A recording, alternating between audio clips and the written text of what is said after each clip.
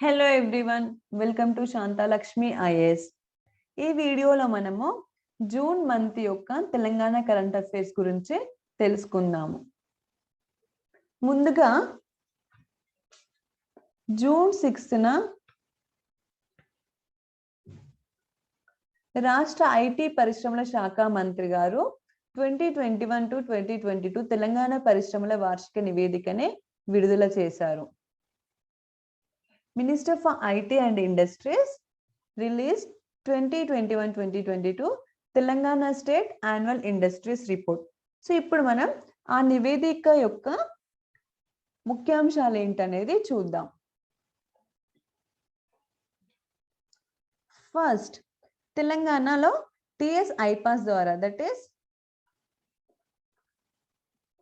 Telangana state industrial project approval and self certification system. ఈ TS iPASS గురించి మనం ఇంకో వీడియోలో క్లుప్తంగా తెలుసుకుందామండి. ఇప్పటి వరకు మాత్రం టిఎస్ ఐపాస్ ద్వారా తెలంగాణ ప్రభుత్వం ఇప్పటి వరకు 2,32,311 crores ఇన్వెస్ట్మెంట్స్ పెట్టుబడులతో అరౌండ్ 20,000 భారీ పరిశ్రమలకు అనుమతినిచ్చింది. అలాగే TSIIC Telangana state industrial infrastructure and cooperation ద్వారా 810 acres లో 13 కొత్త ఇండస్ట్రియల్ పార్క్స్, కొత్త పారిశ్రామిక పార్కులను అభివృద్ధి చేసి 526 పరిశ్రమలకు కేటాయించింది. సో ఈ రెండిటి ద్వారా మనకి ప్రత్యక్షంగా కానీ పరోక్షంగా కానీ ఉద్యోగ అవకాశాలు కల్పించారు. This will lead to employment creation in Telangana state. Next, Telangana ఏర్పడింది మొదలుకొని 2014 నుంచి ఇప్పటి వరకు అరౌండ్ 19,961 acres లో 56 పారిశ్రామిక పార్కులను అభివృద్ధి చేసింది. 56 పారిశ్రామిక ఇండస్ట్రియల్ పార్క్స్ ని అభివృద్ధి చేసింది. ఇప్పటి వరకు ఈ 20,000 acres లో మరో 15,000 acres లో ఇంకా పారిశ్రామిక పార్కులను అభివృద్ధి చేయాలని సన్నాహాలు జరుగుతున్నాయి. అండ్ ఈ నీతి ఆయోగ్ వారు విడుదల చేసే ఎక్స్పోర్ట్ ప్రిపేర్నెస్ ఇండెక్స్ 2021 ప్రకారం ఉత్తమ వాణిజ్య వాతావరణం కలిగిన రాష్ట్రాల్లో తెలంగాణదే అగ్రస్థానం. దేశంలో వాణిజ్య పారిశ్రామిక రంగ ర్యాంకుల్లో తెలంగాణది ప్రథమ స్థానం. మరియు India's first IP Muscat Buddy, that is Rachit platform, was inaugurated in Telangana state only.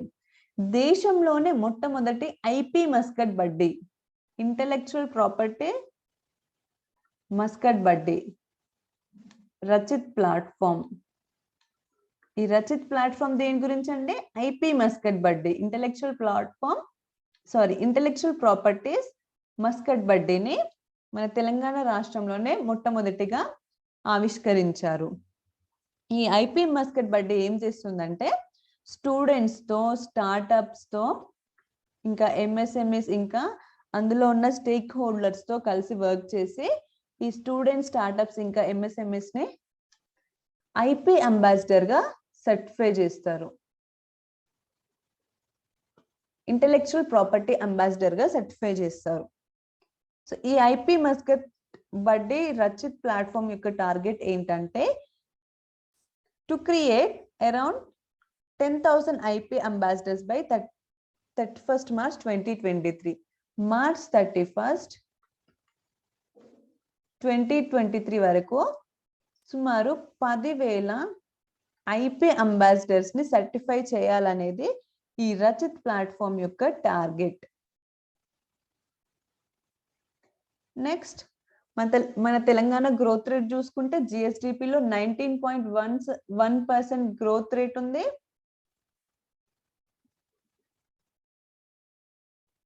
దీంట్లో 2017-18 నుంచి 2021-22 మధ్య కాలంలో జిఎస్డిపిలో తెలంగాణ 5 ఏళ్లలో 11.4% compound annual growth rate CAGR ని సాధించింది. ఇదే సమయంలో భారత్ 8.5% మాత్రమే CAGR ను సాధించింది. అండ్ 2014-15 నుంచి 21-22 మధ్య కాలంలో తెలంగాణ జిఎస్డిపి 128.3% ఉండగా ఇదే కాలంలో భారత్ మాత్రం 89.6% మాత్రమే వృద్ధి చెందింది. అండ్ తెలంగాణ తలసరి ఆదాయం that is per capital income వచ్చేసి రూపీస్ 2,78,833. 2021-2022లో GSAV gross state value addition లో వ్యవసాయం మరియు దాని అనుబంధ రంగాల వాటా 18.3% ఉండగా దట్ ఈస్ ప్రైమరీ సెక్టర్ లో జిఎస్విఏ 18.3% ఉండగా పారిశ్రామిక రంగం అది మ్యానుఫ్యాక్చరింగ్ సెక్టర్ లో ఆర్ సెకండరీ సెక్టర్ లో మాత్రం 20.4% జిఎస్విఏ ఉంది. తర్వాత సేవా రంగం వాటా 18.3%గా నమోదైంది. దేంట్లో ఎక్కువ ఉందండి? 21-22లో జిఎస్విఏ పారిశ్రామిక రంగం మ్యానుఫ్యాక్చరింగ్ సెక్టర్ లో ఎక్కువ ఉంది. తర్వాత 21-22లో జాతీయ జీడిపిలో తెలంగాణ వాటా 5% కాగా రాష్ట్ర అవతరం నాటి నుంచి 2014 నుంచి 1% పెరిగింది, 1% ఇంక్రీజ్ అయింది. నెక్స్ట్ తెలంగాణ తలసరి ఆదాయం రూపీస్ 2,78,833 కాగా జాతీయ స్థాయిలో నేషనల్ లెవెల్లో మాత్రం per capital income that is తలసరి ఆదాయం వచ్చేసి 1,49,848 మాత్రమే ఉంది. సో ఇవ్వండి ఈ 2021-2022 తెలంగాణ పరిశ్రమల వార్షిక నివేదిక యొక్క ముఖ్యాంశాలు. నెక్స్ట్ తెలంగాణలో 32 కొత్త రెవెన్యూ జిల్లా కోర్టుల ప్రారంభం. ఇప్పటి వరకు మనకి ఉమ్మడి జిల్లాలో 10 డిస్ట్రిక్ట్స్ ఉంటాయి కదా, ఇప్పుడు 33 అయ్యాయి కదా. ఇప్పటి వరకు ఉమ్మడి జిల్లాల ప్రాతిపదికన 10 జ్యుడిషియల్ డిస్ట్రిక్ట్ కోర్టులు మాత్రమే ఉండేవి. ఇప్పుడు కొత్తగా 33 రెవెన్యూ జిల్లాలకు అనుగుణంగా కోర్టులను విభజించారు. దీంట్లో హైదరాబాద్ లో కాకుండా 32 కొత్త జ్యుడిషియల్ జిల్లాలను ఏర్పాటు చేశారు. సో ఈ 32 కొత్త డిస్ట్రిక్ట్స్ లో 32 రెవెన్యూ జిల్లా కోర్ట్స్, రెవెన్యూ జ్యుడిషియల్ కోర్ట్స్ రాబోతున్నాయి. సో దీని వల్ల ఏమవుతుందంటే ప్రజలకు న్యాయస్థానాలు మరింత చేరువ కానున్నాయి. నెక్స్ట్ హైదరాబాద్ లో ఐఎస్బి ద్విదశాబ్ది వేడుకలు, ISB 2 decades annual celebrations. So దీనికి ముఖ్య అతిథిగా మన ప్రధానమంత్రి గారు వచ్చారు. ఇది 20వ వార్షికోత్సవం ద్విదశాబ్ది వేడుకలు 2022లో జరిగాయి. దీనికి ముఖ్య అతిథిగా ప్రధానమంత్రి గారు వచ్చారు. దీని సందర్భంగానే ఐఎస్బి 20 years పోస్టల్ స్టాంప్ ను విడుదల చేశారు. ఐఎస్బి హైదరాబాద్ క్యాంపస్ తో పాటు మొహాలి క్యాంపస్ విద్యార్థులతో ఉమ్మడిగా జరిగిన స్నాతకోత్సవంలో ప్రతిభావంతులైన విద్యార్థులను కూడా ప్రోత్సాహకాలు అందించారు. సో ఇప్పుడు మనం ఈ ఇండియన్ స్కూల్ ఆఫ్ బిజినెస్ గురించి తెలుసుకుందాము.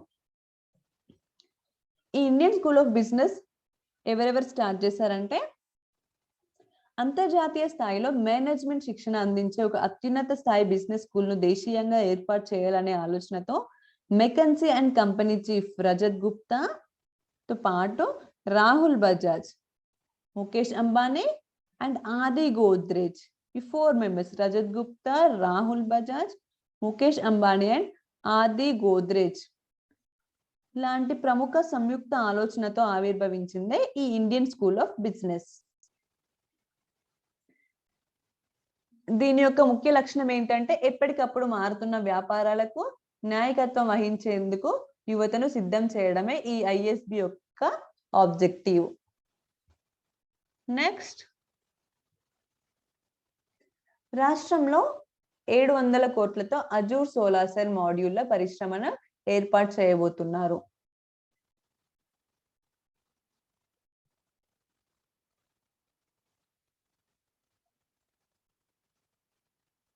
దీంట్లో రాష్ట్రంలో సౌర విద్యుత్ పరికరాల ఉత్పత్తి, విద్యుత్ వాహనాల రంగంలో అరౌండ్ 950 crores పెట్టుబడులు పెట్టేందుకు 3 సంస్థలు నిర్ణయించాయి. అంతర్జాతీయ ప్రమాణాలతో రాష్ట్రంలో 125 gigawatts solar cells, 1.25 gigawatts solar modules తయారీ పరిశ్రమను స్థాపించేందుకు 1.25 gigawatts సోలార్ సెల్స్ ఇక్కడ భారత్కు చెందిన ప్రీమియం ఎనర్జీస్ గ్రూప్ అండ్ అమెరికాకు చెందిన అజూర్ పవర్ గ్లోబల్ లిమిటెడ్. భారత్కు చెందిన Premier Energies Group next Azure Power Global Limited. ఈ రెండు ఇండస్ట్రీస్ కూడా సంయుక్తంగా 700 crores పెట్టుబడిని పెట్టాయి. తర్వాత యునైటెడ్ అరబ్ ఎమిరేట్స్ కి చెందిన మెటాఫోర్ సంస్థ కూడా తెలంగాణలో మన 250 కోట్లతో ఎలక్ట్రిక్ ద్విచక్ర వాహనాల తయారీ ప్లాంట్ ను ఏర్పాటు చేయనుంది. ఇది జహీరాబాద్ వద్ద 15 ఎకరాల్లో తయారీ కేంద్రంగా స్థాపించనున్నారు. సో ఈ యునైటెడ్ అరబ్ ఎమిరేట్స్ అనే మెటాఫోర్ సంస్థ, ఎమిరేట్స్ కు చెందిన మెటాఫోర్ సంస్థ జహీరాబాద్ వద్ద 15 ఎకరాల్లో ఎలక్ట్రిక్ ద్విచక్ర వాహనాల తయారీ ప్లాంట్ ను ఏర్పాటు చేయనున్నారు. నెక్స్ట్ హైదరాబాద్ లో కాలుష్య రహిత కూడళ్లు. ఇండియాలోనే మన దేశంలోనే ఫస్ట్ గ్రీన్ ట్రాఫిక్ జంక్షన్ కాలుష్య రహిత కూడళ్లను హైదరాబాద్ లో ఏర్పాటు చేయనున్నారు. ఫస్ట్ ఒక గ్రీన్ ట్రాఫిక్ జంక్షన్ ఏర్పాటు చేసిన తర్వాత క్రమంగా మొత్తం ఇవన్నీ 150 ట్రాఫిక్ జంక్షన్లను పర్యావరణ మిత్ర కూడళ్లుగా మార్చనున్నారు. 150 ట్రాఫిక్ జంక్షన్స్ ని ఎన్విరాన్మెంట్ ఫ్రెండ్లీ ట్రాఫిక్ జంక్షన్స్ గా మార్చనున్నారు. ఇందుకోసం గూగుల్ సంస్థతో ఒప్పందం కుదుర్చుకున్నారు. సో ఈ జంక్షన్స్ వద్ద సిగ్నలింగ్ వ్యవస్థలో మార్పులు చేర్పులు చేయడం ద్వారా వాహనాల నుంచి విడుదలయ్యే విషయ వాయువులు అవి ఏంటంటే కార్బన్ డైఆక్సైడ్, కార్బన్ మోనాక్సైడ్ వంటి వాటిని తగ్గించవచ్చు. అయితే ఈ గ్రీన్ ట్రాఫిక్ జంక్షన్ ఫస్ట్ ఎక్కడ తయారు చేస్తున్నారు అన్నది ఇంకా తెలియలేదు. ఈ గ్రీన్ ట్రాఫిక్ జంక్షన్ ని మనకి ప్రస్తుతం వరల్డ్ లో రియో ది జెనీరోలో బ్రెజిల్లో, ఇంకా హైఫా సిటీ ఇజ్రాయెల్లో గూగుల్ టెస్ట్ చేసింది. నెక్స్ట్ రాష్ట్ర పండుగగా భాగ్యరెడ్డి వర్మ జయంతి. తెలంగాణ ప్రభుత్వం మే 22న ఈ భాగ్యరెడ్డి వర్మ జయంతిని పురస్కరించుకొని రాష్ట్ర పండుగగా ప్రకటించింది. ఈ భాగ్యరెడ్డి వర్మ ఎవరంటే మన Indian political leader, social reformer, సామాజికవేత్త మరియు యాక్టివిస్ట్. ఈయన అంటరానితనానికి వ్యతిరేకంగా హైదరాబాద్ లో పోరాటం చేశారు. He fat against untouchability in Hyderabad state. మరియు ఈయన జోగిని మరియు దేవదాస సిస్టమ్ ని కూడా అంతమందించడానికి ఫైట్ చేశాడు. ఈయన ఆది హిందూ అనే సోషల్ ఆర్గనైజేషన్ ని ఎస్టాబ్లిష్ చేశాడు. టు బ్రింగ్ అవేర్నెస్, దళితుల్లో అవేర్నెస్ తీసుకురావడం కోసం ఆది హిందూ అనే సోషల్ ఆర్గనైజేషన్ ని ఎస్టాబ్లిష్ చేశాడు. అండ్ మరియు ఒక గ్రూప్ ని కూడా ఫామ్ చేశాడు, ఏంటంటే జగన్ మిత్ర మండలి.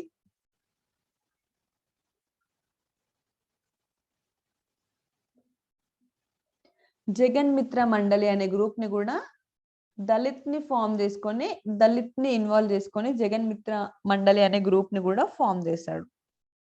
ఈయన బాలికల విద్య కోసం కూడా విశేష కృషిని చేశాడు. తర్వాత దేశంలోనే తొలిసారిగా రాష్ట్రంలో డిస్ప్లే ఫ్యాబ్ పరిశ్రమ ఏర్పాటు కాబోతుంది.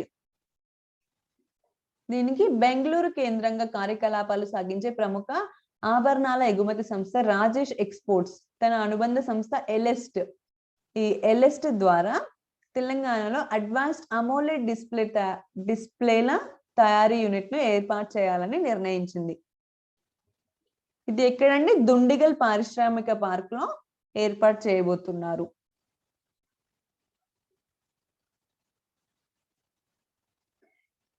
సో దీని ద్వారా రాష్ట్రంలో 6th జనరేషన్ 6వ తరం అమోలెడ్ డిస్ప్లే ఫ్యాబ్ తయారీ కేంద్రం దుండిగల్లో ఏర్పాటు చేయబోతున్నారు. సో దీని ద్వారా ప్రపంచ వ్యాప్తంగా ఉన్న స్మార్ట్ ఫోన్లు, ట్యాబ్లు, ల్యాప్టాప్ల తయారీ కంపెనీలకు అవసరమైన అమోలెడ్ డిస్ప్లేలను ఎలెస్ట్ మన దుండిగల్ నుంచే తయారు చేసి సరఫరా చేయనుంది. ఇది ఇండియాలోనే first display fab industry is going to be established in Telangana. So ఏమేం చూసాం ఇప్పటి వరకు మనం? Telangana state annual industries report, Telangana పరిశ్రమల వార్షిక నివేదిక రిపోర్ట్. దాంట్లో ఏం చెప్పింది? టిఎస్ ఐపాస్ ద్వారా ఇన్ అరౌండ్ 20,000 ఇండస్ట్రీస్ కి అనుమతులు ఇచ్చిందని, టిఎస్ ఐఐసి ద్వారా 526 పరిశ్రమలకు కేటాయించిందని, తర్వాత 56 ఇండస్ట్రియల్ పార్క్ ని అభివృద్ధి చేసిందని, నెక్స్ట్ నీతి ఆయోగ్ ఎక్స్పోర్ట్ ప్రిపేర్నెస్ ఇండెక్స్ లో ఉత్తమ వాణిజ్య వాతావరణం కలిగిన రాష్ట్రాల్లో తెలంగాణది అగ్రస్థానం. నెక్స్ట్ ఐపీ మస్కెట్ బడ్డీ, దట్ ఈస్ రచిత్ ప్లాట్ఫామ్ దేనికోసం అంటే ఇంటెలెక్చువల్ ప్రాపర్టీ అవేర్నెస్ క్రియేట్ చేయడం కోసం. దీని యొక్క టార్గెట్ ఏంటంటే 31st March 2023 వరకు 10,000 ఐపీ అంబాసిడర్స్ ని సర్టిఫై చేయడం. నెక్స్ట్ 19.1% జిఎస్డిపి, పర్ క్యాపిటల్ తలసరి ఆదాయం 2,78,833 తెలంగాణలో. తర్వాత 32 కొత్త రెవెన్యూ జిల్లా కోర్టులో, హైదరాబాద్ మినహా 32. తర్వాత ఐఎస్బి 20 years పోస్టల్ స్టాంప్ ని విడుదల చేశారు. ఇది ఎవరెవరి ఆలోచనలతో వచ్చింది? ఐఎస్బి రజత్ గుప్తా, రాహుల్ బజాజ్, ముఖేష్ అంబానీ, ఆది గోద్రేజ్. నెక్స్ట్ 700 కోట్లతో అజూర్ సోలార్ సెల్, ఇది అమెరికన్ సంస్థ. మన భారత్ కి చెందిన ప్రీమియర్ ఎనర్జీస్ గ్రూప్ మరియు అమెరికాకు చెందిన అజూర్ పవర్ గ్లోబల్ లిమిటెడ్ సంయుక్తంగా 700 కోట్ల పెట్టుబడితో సోలార్ సెల్ పవర్ ప్లాంట్ ని మన తెలంగాణలో నిర్మించబోతున్నారు. తర్వాత యుఏఈకి చెందిన మెటాఫోర్స్ సంస్థ కూడా మన జహీరాబాద్ వద్ద 15 acres లో ఎలక్ట్రిక్ ద్విచక్ర వాహనాల తయారీ ప్లాంట్ ను తయారు చేయబోతున్నారు. నెక్స్ట్ దేశంలోనే India's first green traffic junction ఎక్కడ రాబోతుంది? మన హైదరాబాద్ లోనే, కాలుష్య రహిత కూడళ్లు. అది కూడా గూగుల్ సంస్థతో టైఅప్ అయి. నెక్స్ట్ భాగ్యరెడ్డి వర్మ జయంతిని రాష్ట్ర పండుగగా ప్రకటించింది. ఏ రోజు? May 22nd. ఈయన అన్టచబిలిటీకి అగేన్స్ట్ గా ఫైట్ చేశారు. జోగిని ఇంకా దేవదాస సిస్టమ్ కి అగేన్స్ట్ గా ఫైట్ చేశారు. బాలికల విద్య కోసం కృషి చేశారు. దళిత పాఠశాలను స్థాపించారు. ఆది హిందూ అనే సోషల్ ఆర్గనైజేషన్ ని స్థాపించారు. జగన్ మిత్ర మండలి అనే గ్రూప్ ని కూడా ఫామ్ చేశారు. నెక్స్ట్ దేశంలోనే తొలిసారిగా రాష్ట్రంలో డిస్ప్లే ఫ్యాబ్ సంస్థ ఏర్పాటు కాబోతుంది. ఇది ఎవరండి? ఎలెస్ట్ అనే కంపెనీ ద్వారా ప్రముఖ ఆభరణాల ఎగుమతి సంస్థ రాజేష్ ఎక్స్పోర్ట్స్ తన అనుబంధ సంస్థ ఎలెస్ట్ ద్వారా తెలంగాణలో అడ్వాన్స్డ్ అమోలెడ్ డిస్ప్లేల తయారీ సంస్థను ఏర్పాటు చేయబోతున్నారు. ఇది ఎక్కడండి? దుండిగల్ ఇండస్ట్రియల్ పార్క్ లో. ఇందులో 6th generation AMOLED display fab ఉత్పత్తి జరగబోతుంది. సో ఇవన్నీ తెలంగాణ జూన్ మంత్ యొక్క Telangana current affairs. With this, we'll end the session here. If you like, please like and share. Thank you.